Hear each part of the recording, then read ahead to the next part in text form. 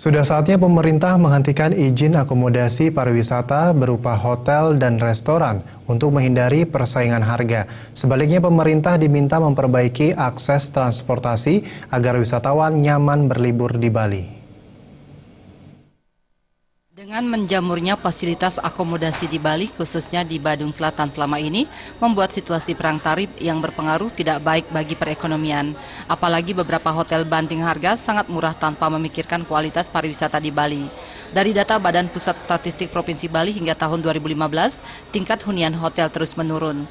Jika dari tahun 2011 hingga tahun 2013, tingkat hunian hotel bergerak sampai 64%, maka pada tahun 2014 hingga 2015, tingkat hunian hotel terus menurun hingga 57%. Kondisi ini terjadi menurut Akademisi Pariwisata UNUD Ide Bagus Suryawan akibat tetap dibukanya keran izin pembangunan akomodasi di Bali sehingga kualitas pariwisata Bali tidak mampu terkendali.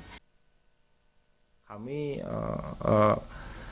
merasa khawatir dengan tetap dibukanya izin-izin akomodasi wisata, dan harapan kami kalau memang izin akomodasi sudah di stop, harusnya tidak akan dibuka lagi. Artinya penyetopan pembukaan terhadap izin akomodasi itu tetap secara tegas dilakukan.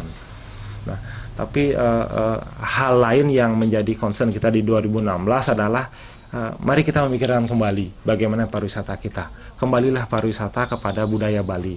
Budaya Bali ada di desa, budaya Bali ada di lingkungan masyarakat Bali.